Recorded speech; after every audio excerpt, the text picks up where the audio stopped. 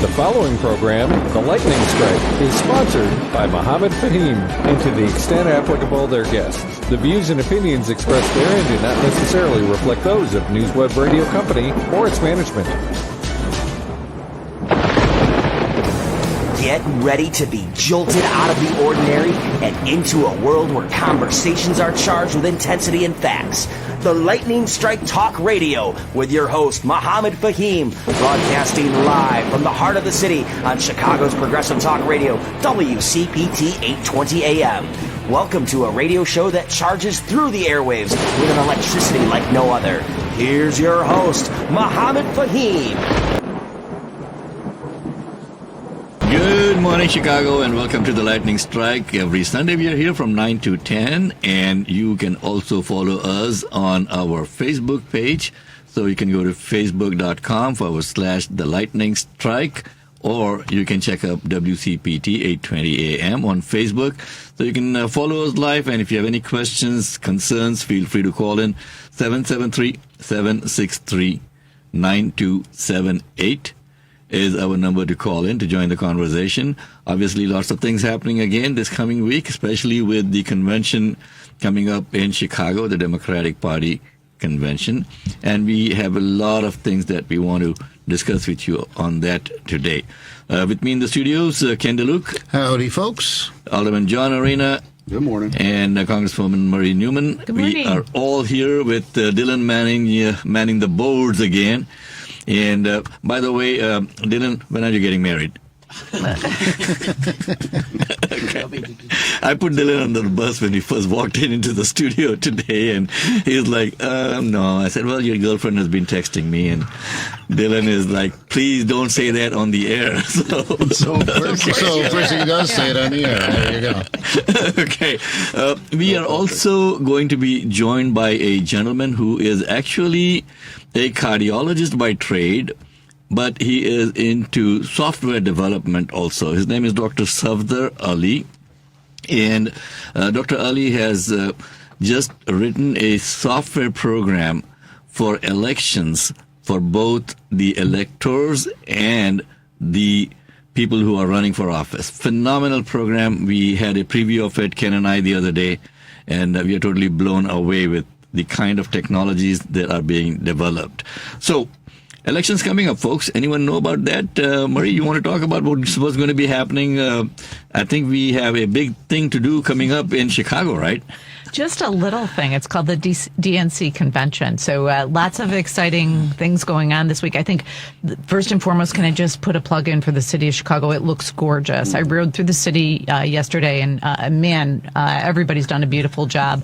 And to that end, I think that the folks that are coming to the DNC, really exciting lineup. You know, of course, President Biden will be talking on Monday night, and so will Hillary Clinton, Tim Walz on Wednesday, as is tradition, and then Kamala on Thursday. So looking forward to all those speeches. Yeah, I'm told Michelle Obama is also going to be talking, and President Obama is going to be talking. Well, folks, let's hope that they all talk some sense now, because we have heard nothing but platitudes so far from the party leadership, especially as far as the war in Gaza goes.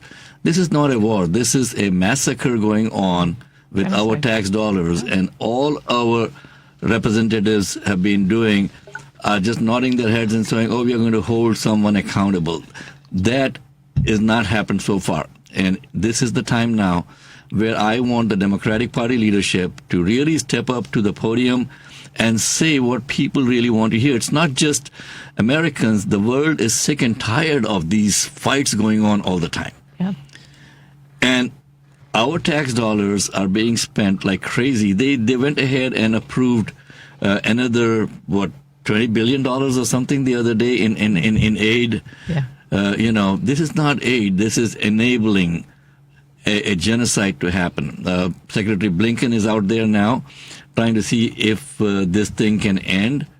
I don't know what Secretary Blinken smokes, but nothing seems to work over there, because this guy, Netanyahu, is not listening to anyone, and he's just trying to save his own behind now, folks. So, yeah, we got to hold our party leadership accountable. Yeah. I cannot overemphasize this, that, yeah, this is not the only issue.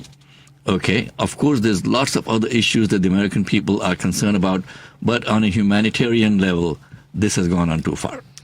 It's interesting, right? Because now Pelosi and other leadership members in the House are actually putting pressure to put an embargo on and to stop the money flowing, right?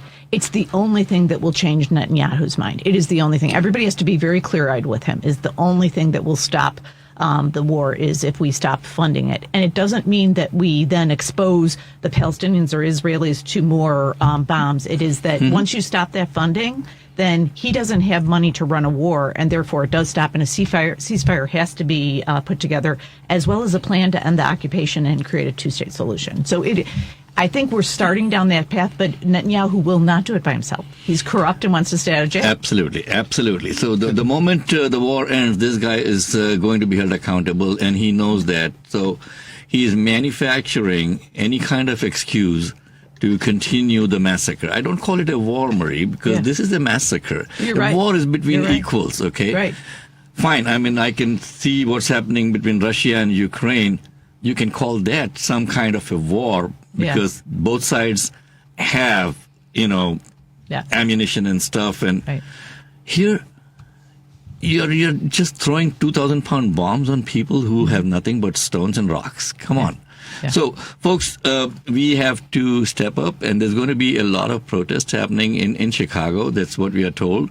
My only thing is, please, when you have a protest, keep it civil. Okay, there are ways of protesting. Do not make sure that you are not, hurting the people, the general public out there. Don't do those road stoppages and all of that. Don't stop people from going to the airport to catch a plane. That's not going to get your point across. Okay, so Ken, we have our person of the week coming up shortly, and you want to talk a little bit about that? Yes, Mike McDermott. Now, back in the late 90s, there was a movie that came out called Twister, and I saw that, and it was a great movie. Currently in the movie theaters, it's Twisters. I haven't seen that one yet, but I'm looking forward to it. Well, Mike is actually a real live person who does chase storms, so he's going to share some of his experiences with us, and we'll be posting a few pictures on our website so you can see some of the things that he's encountered, so that'll be fun. Okay, and John, what's your take on what's happening in the world right now? What keeps you up at night? Oh, so many things. Apart from the bed bugs in Chicago. Yeah, I think what I struggle with Gaza and I think there's the optics of stopping the continued authorization of money and weapons, but it feels like there's already enough there. Like everything that's being authorized now is not going to get there for years.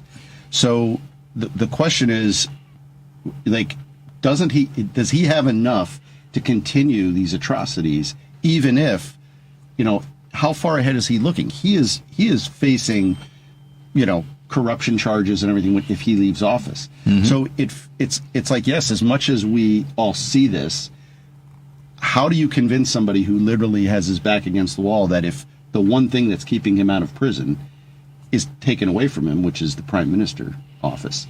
Like at what point is the guy going to be like, oh yeah, let me be rational here? That's what I worry about money. Is we've authorized our only lever is money.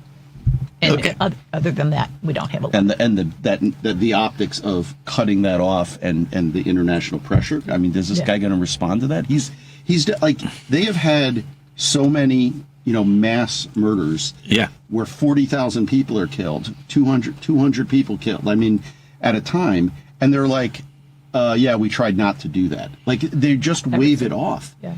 So what I don't have is confidence of any humanity on the side of the leadership there. I don't think there will be humanity, but he will not have anywhere to go. Where will he go? I don't know, North Korea? Where will he go to get solace? But Nowhere.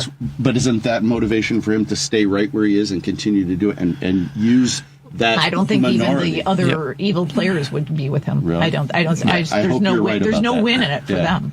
And here's the thing, folks. Now, our lawmakers are heavily sold out to lobbies who cared nothing about our country, but who care more about other countries, foreign entities. And we have to, again, be very cognizant of the fact that there's an election coming up. There are millions of dollars being thrown in to get your attention. And you have to really understand that when people are throwing this kind of money at an election, what is the motivation behind it? So we have some lawmakers who claim to represent the people, and we have others who don't represent the people. They represent the people that are paying for them to stay in office. And that is something that I wanted to bring to your attention. There is this software program that Dr. Ali has developed, which is an app, phenomenal app, and we have Dr. Ali on the air with us now. Good morning, Dr. Ali. You are on the Lightning Strike with Mohammed Kandiluk, Alderman John Arena, and Congresswoman Marie Newman. Good morning. So we started off by talking about the importance of elections and the importance of getting to know about the issues and the people who are running for office.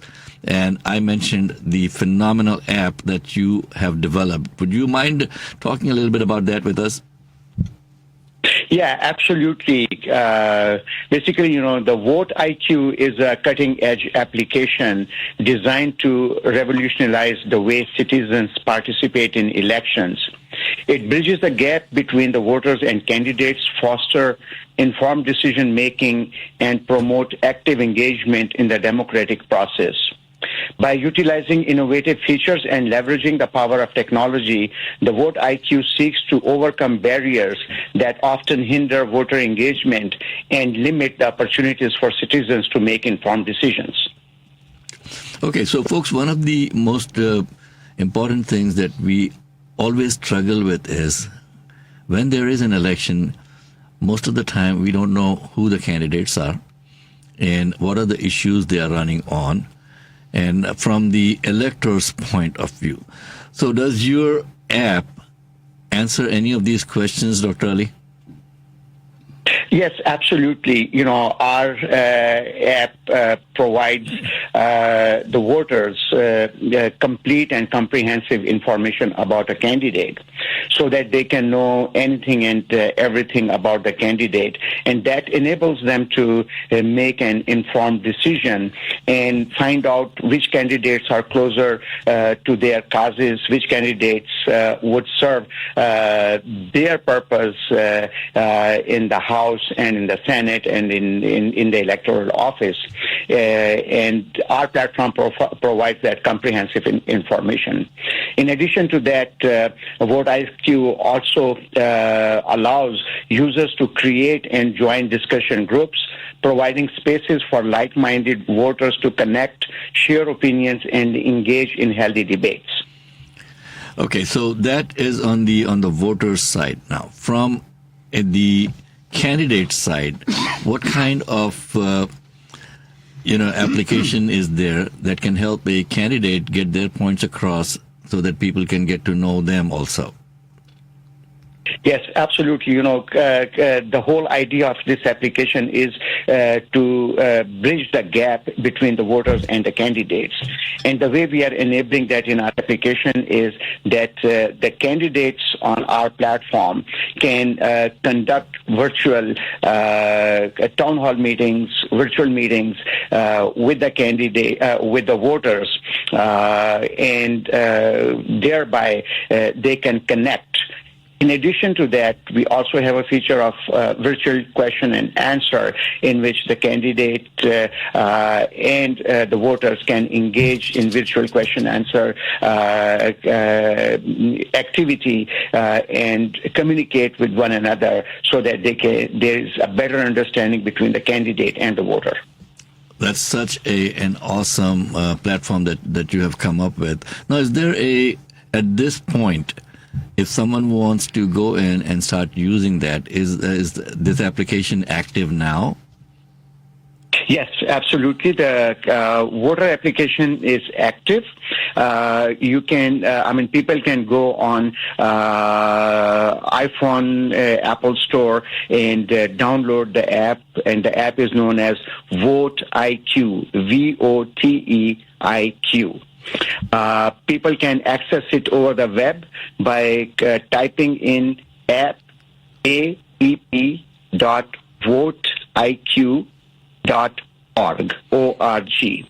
So by typing that information, they can get on and sign in to the application and enjoy all the user-friendly features that are available for the voters. Awesome. So, folks, it is